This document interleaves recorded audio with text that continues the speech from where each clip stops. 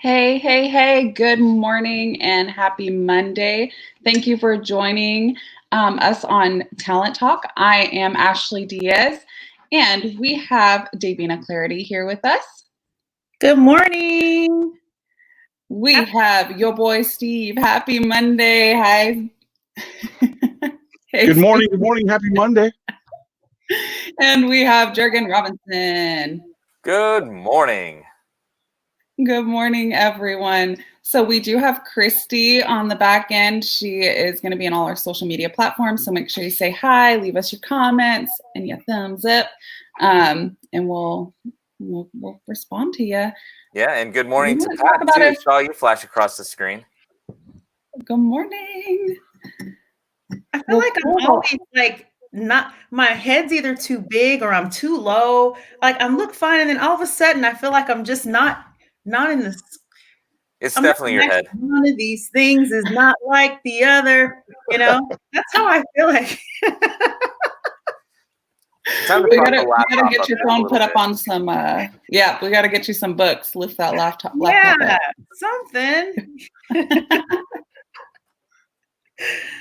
Also, when we're in, before we start, it's different screen sizes. So we adjust ourselves to that screen size, and we come in here, and then. Yeah, and then you say it's different, and my head is so big every time. Your head does not look big at all. Not at all, promise. It looks giant compared to your lack of shoulders. Yeah, where are my shoulders? There they are. Okay. Well, Davina, I think you have our National Day. You know what? I do. Today is a special day. It's Send an Electronic Greeting Card Day. It's amazing. Like the days of Hallmark are, I guess they're not behind us, but you don't have to go into Hallmark to send a greeting card these days, right? So it's observed annually on November 29th. Electronic Greetings Day encourages us to send an electronic greeting. At the same time, the day reminds us of how much things have changed. Wow. I mean, things have really changed from the days of just going into the store and buying a card to electronic greetings. So have you guys all sent an electronic greeting recently? Not yet today. It's been a while. It's been a while. Okay, well, we have a trivia question that leads right from our National Day. Steve, you want to take that away? Yeah, absolutely. So, trivia question. What year was email invented? What year was email invented? Was it 1983, 1971, 1938, or 1957? Put your answer in the chat box. I believe there's a multiple choice box that pops up. Put it in there, and we will answer back here in a little while. So, in the meantime, while you guys work on getting the answer to when was email invented, I'm actually curious. I haven't seen the answer. I'm trying to guess here myself, but I'm kind of curious myself here. When was the email invented? As far back as I know. What's that? It wasn't 1938. Not 1938, but it'd be 1938. You don't know that. Could have been Western Union. I don't know the answer either, but yeah. I thought it was the 90s, so apparently I'm dead wrong. So you're close, Ashley. You're close. I feel it. You're in the right century. I'm positive. So while you guys choose your answer, look it up on Google and check it. I know, but you know. That goes against everything Davina believes in. What? No cheating. No cheating. No cheating, people. Okay. So, hey, we've got a Pat DeWeese. Oh, hey, you remind me of Robin Williams saying, Good morning, Vietnam. Almost feels like we're there right now, right? Good morning, Olympia. Good morning. And just go down and do a roll call here. Oh my goodness. I will leave that alone. I think he just called you a five-head. Fighting words. Wow. So I'm not alone. Nothing but love. Nothing but love. All right, you guys. So we've got a few things coming up that we just wanted to go over. We're going to go over some real estate news and updates. So on our calendar, we have in-house training within our office. Today at 9 a.m., we have a prospecting and presentation class that's going to be going on, and we're going to be going over working with sellers and how we could better understand and work with sellers. So it's going to be a great class at 9 a.m. today. If you're one of our brokers, please tune in. Also, we have tomorrow at 10 a.m. everything you wanted to know about Property Tracker. No, today. Today. Oh, today at 10 a.m. Thank you, Gergen. Everything you wanted to know about Property Tracker. And if you wanted to sign up for that class, it's open to anyone. Go to jlstraining.com. Tomorrow, we have a class, an in-house training class, which goes over social media and COVID-19. What's up, Asia, and what's in for the rest of the world. And that, if you want to tune in, you can go to jlstraining.com. The next class we got is tomorrow at 9 a.m., which is a UCR lab class. And we're going to be going over working within trend graphics and market insights. And that's going to be in-house with Gergen. Tuesday at 10 o'clock, we have another class, which is titled How to Host a Virtual Open House via Facebook Live. That, if you want to tune in, go to jlstraining.com. The last class is this Friday, which is our forms class. And our forms class is 9 to 10 a.m. And it's going to be a Zoom meeting. We're going to send that out. Click on the link. I believe it's going to be in the comment section. Click on that, get signed up. We're going to be covering more financing forms. So tune in. We've got lots of classes lined up. If you want to be able to sharpen that axe while you've got time, now is the time to do it. We got lots of great classes lined up to really help you work on building your business. So we hope to see you there. Very nice. Great job, Steve. We got a lot of stuff going on this week. Yeah. It's packed. And if you go to jlstraining.com, you'll actually see even more. We're only going a day into the future, but we've got a lot going on all week. So there are. Well, you know what? Sometimes we have a little bit of banter when we go in through the guests, but there are always a lot of headlines and there's news that we can discuss. So you know what? Now would probably be a good time to go into the headlines. And here we are. We got headlines for you. And all I'm doing is scrolling over to make sure that I'm ready to put those headlines on there. Did you realize that today is the 40th anniversary of Mount St. Helens eruption? It happened at 8:30 a.m., May 18th, 1980. And, it was the deadliest U.S. eruption, killing 57 and over $1 billion in damage. So if you don't know much about it or you're just kind of curious about history, definitely check out that little article. Headline number 2, more Washington casinos reopening against Governor Inslee's wishes. And there are 3 currently open. There's the Spokane Tribe, Angel of the Winds, and Northern Heights in Airway Heights.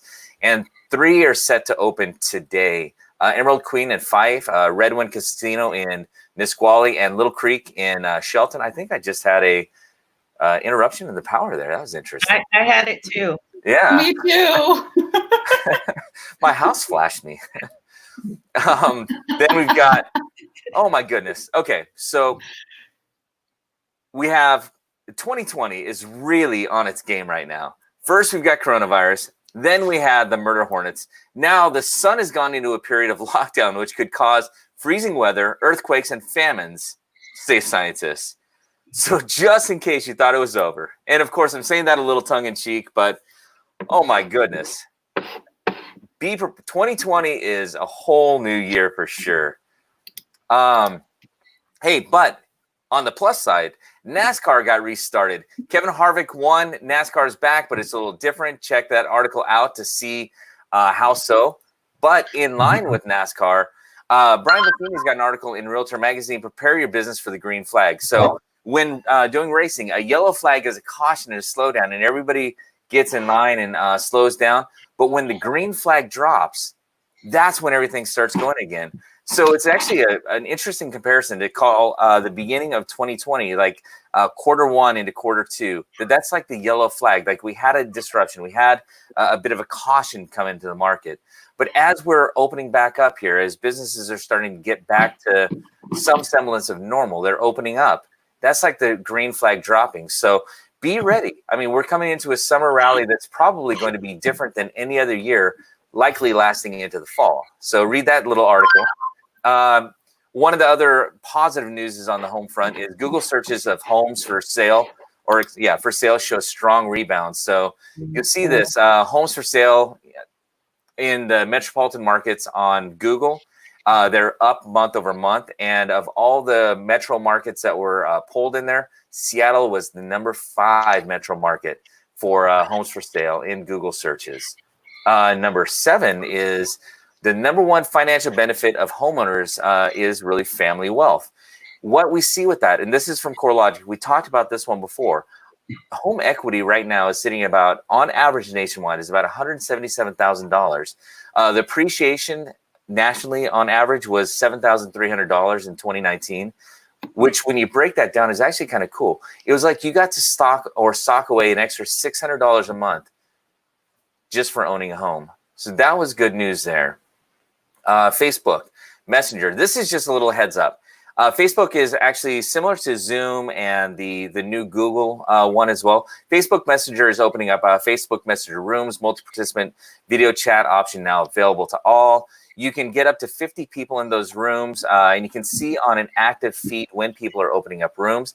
It initially launched in Australia, and it was a little bit buggy. And because this is Facebook, whether it begins buggy or not, it's really worth watching because it's such a large breadth of coverage in there. The number 9 is the I actually said it wrong. Which NFL teams are the most and least popular according to Yardbarker? They did a poll, or actually they looked at the numbers of how people were engaged in it. The number 1 on social was the Dallas Cowboys. The number 2 team was New England Patriots. Number 3, Amber, you'll like that, Pittsburgh Steelers. Number 4, Nikki Garrett, you guys will like that, it's Green Bay. Number 5, everybody that is really matters in the world, it's the Seahawks, right? And then at the very, very end, number 32 is the Jacksonville Jaguars. And then I've got one last thing that I'm going to have to do a quick share screen on this. And I'm going to give you something. You don't have to solve this right now, but this is a brain link for, I'm going to share, but I'm going to bring it back to me here. All right. This is from Popular Mechanics.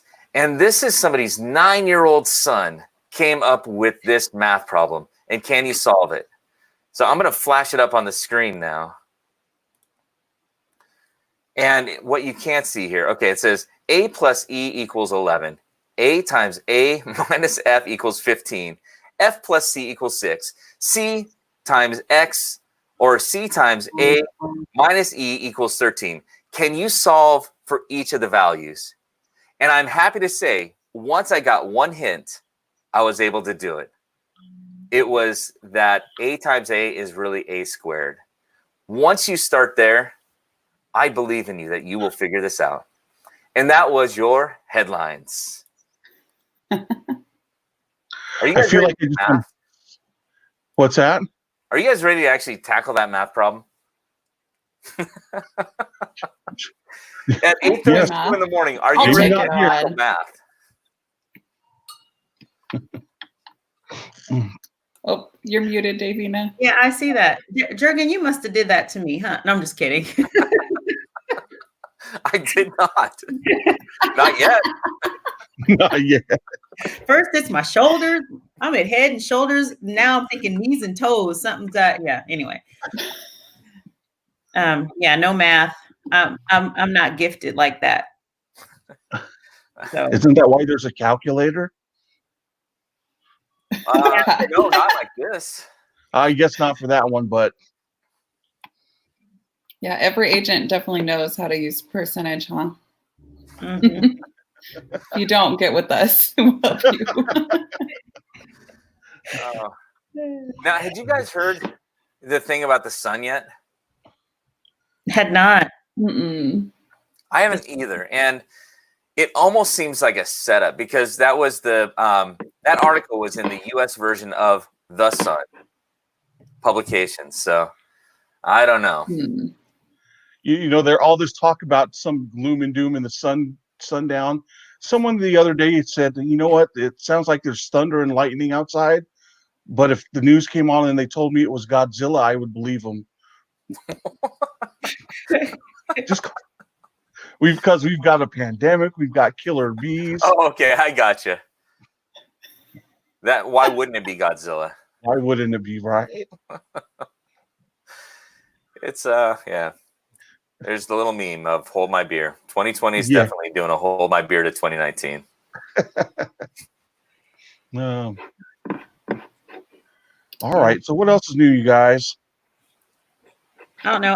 The one thing on the just literally on the headlines I was looking at is I didn't, you know, Mount St. Helens eruption. I actually remember I lived in Los Angeles at the time, and I remember the ash that was coming down from the eruption. So I don't know, where were you when Mount St. Helens erupted? You know, I was actually in Los Angeles as well, and I remember the ash. I remember it clearly because I was thinking, I don't know where this Mount St. Helens is, but if I'm seeing ash, are we going to explode, or are we going to, you know, just kind of like having anxiety that there's a volcano close and it's going to blow up and lava's going to come. It's bad enough when you go to sleep as a child and there's lava around your bed, but now that it's getting serious with ash, you know. You know what? For me, it was the first experience that I had that was closest to snow. I'd never seen snow as a child. So, you know, my mom and dad were like, look, it's snowing. I was like, whoa, let's go play. Yeah, tell me you didn't put your tongue out. No, yeah. No.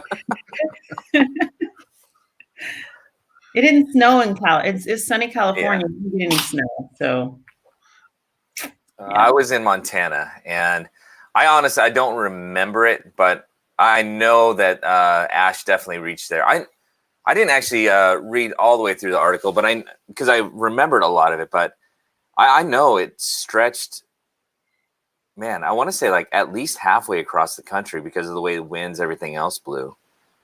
But it went, yeah, big and wide. Mm-hmm.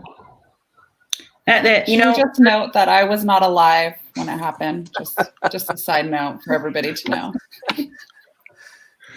I was just a little electron in the air of a thought. Sorry.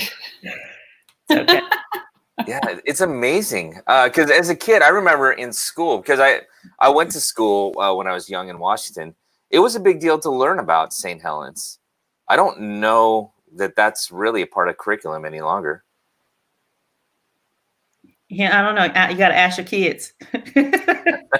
Hide your kids. Hide your wife. There's no curriculum going on in the Diaz house right now. So. Well, yeah, that's true. Look at all these people who were in LA during the St. Helens eruption. Was anybody? I would like to hear if anybody. Where you said you were in Montana, Gergen? Mm-hmm. Yep. I'm gonna have to definitely read this article, see how far out it. Because that's crazy. Yeah, it reached. Serious traveling. Think about down to California, though. I mean. Yeah. Yeah. You know, I was watching a documentary on that last night. They were just kind of covering the whole 40 and the 40 years of St. Helens, and I mean some of the pictures in there and in video footage that they have is just like remarkable. I mean, could you imagine during that time when you're like in some of the towns that are right on the base of St. Helens and and having that thing explode and having to be evacuated was just kind of insane. Yeah. Yeah, we're just think about we've got a nice big volcano in our backyard too, with Mount Rainier. And they talk about, the oh gosh, what is it called? The pyroclastic cloud that comes from the volcano and how far and the path. And we've got evacuation routes and all of those things. And we don't really talk about what that looks like for us. But, we do have Mount Rainier is an active volcano. So, yeah, an eruption rose 80,000 feet or 15 miles into the air and deposited ash in 11 states and significant ash in Canada, two Canadian provinces. Yeah. Wow. We weren't as connected as we are now. I'm not sure where that comment was coming in yet. Christy, where was that coming from?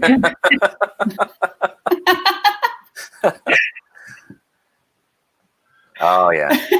Okay. We have to connect the dots. We weren't connected. Absolutely. All right. So, you know what? We still have the trivia question up above, which was just scrolling back over to it. When was the email invented? What year was the email invented? And what were those choices again? 1933, 1971, 1938, and 1957. So, yeah, I mean, I totally would have to go with 83. That just seems logical to me. Yes. I don't know. I heard the answer, but I won't give input. I'm saying 83. Anything I say will tip the scales one way or the other. And I don't want to do it. I don't want to put my finger on the scale. Are you guys ready for the trivia answer? Is that what I'm hearing? It has to be 83. All right. Are we ready for the trivia answer? Or do we want to do the tip of the day first? Tip of the day first. And it and it has to do with email too, right? All right. I'll be right back then. Yeah. Perfect tip of the day, right? So, every week we've talked about a tip. One sec, watch.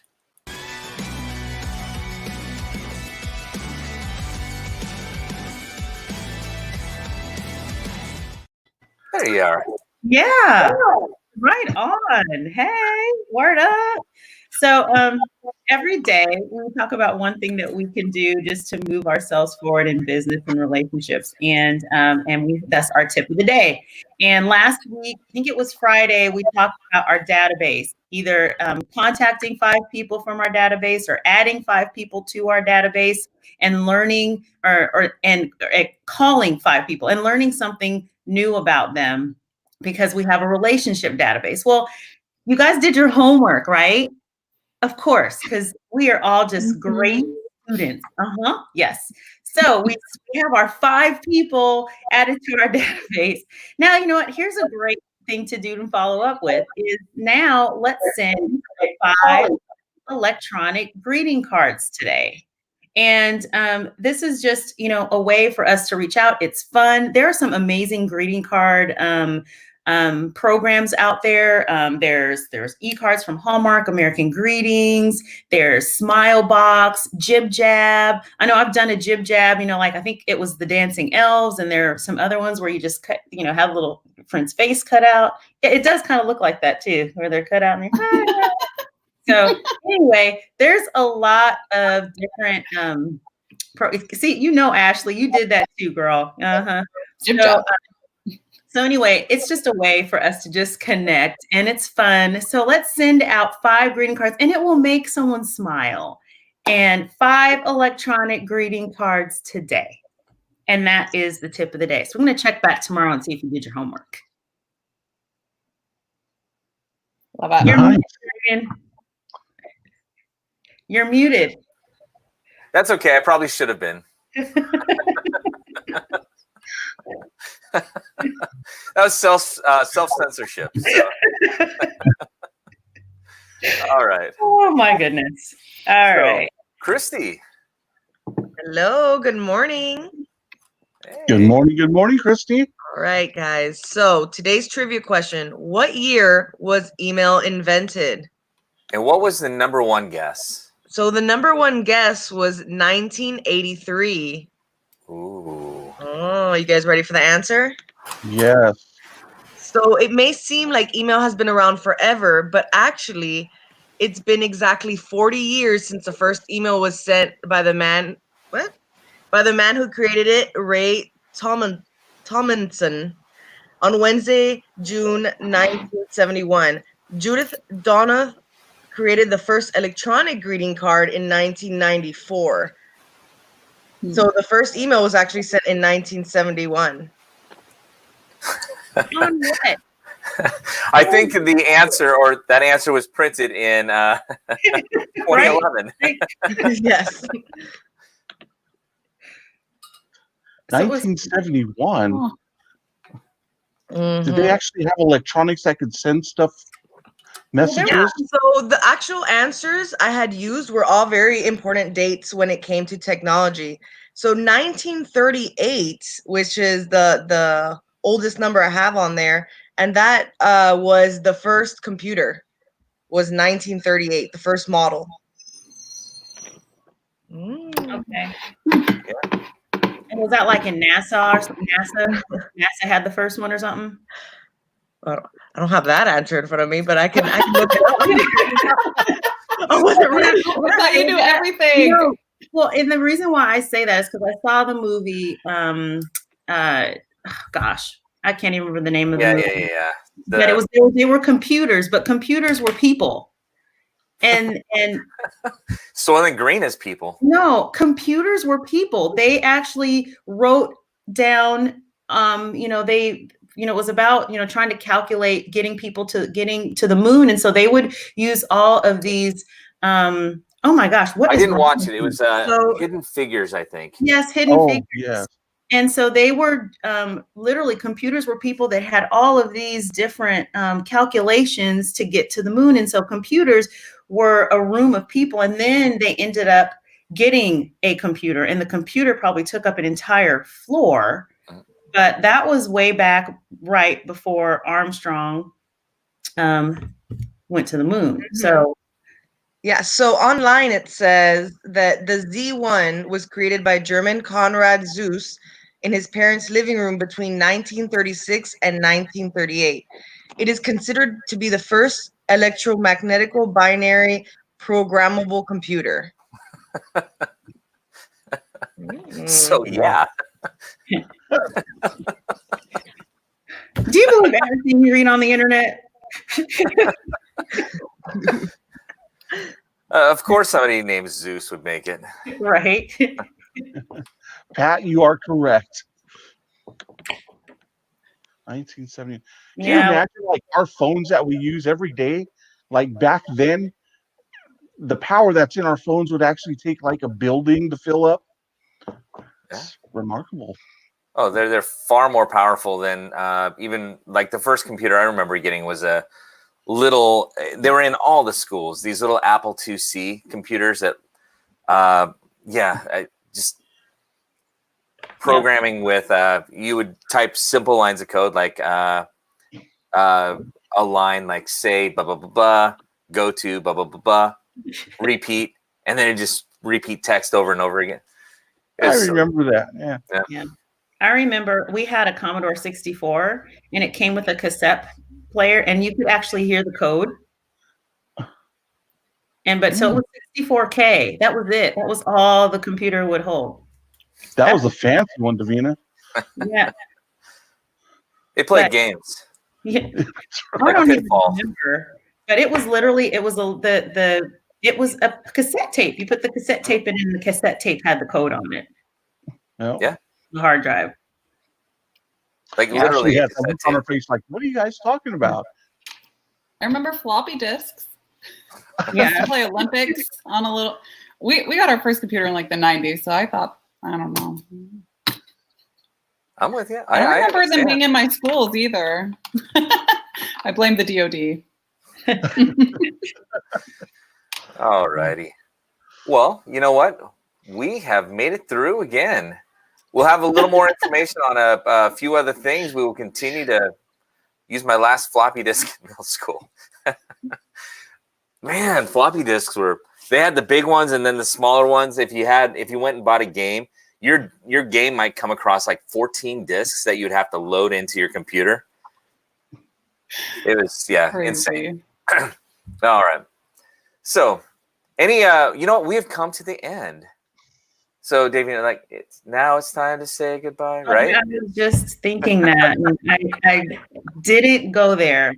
But Don't worry. I plowed the path for you. I'm just still trying to hold my shoulders up, She's getting tired. All right, Atlas. Let's see. For 1971, Transamerica, downtown LA, worked on the 11th floor mainframe computer. Yep. Data processing. Wow. Bulletproof glass entry. Wow. You are important. I know. Either that or you worked in the corner liquor store in LA, when you had bulletproof right. Glass entry, For real. Back to the 90s, huh? Anything in closing before we wrap up? Final thoughts? No. All right, you guys. It's another fun day. It's another fun. It is Monday. So hey, I'm going to day jump over to Jib Jab at the very least and check out sending a card or two, though. That's right. Or I mean 5. 5 digital cards. Get them out to your people. Reach out, make that connection. So thank you again for tuning in. We will see you, and we will be back here again tomorrow at 8:15. So hopefully you tune in. We are out on the count of 3. Big Be Bold. 1, 2, 3. Be bold. Be bold. Bye. Peace out, people.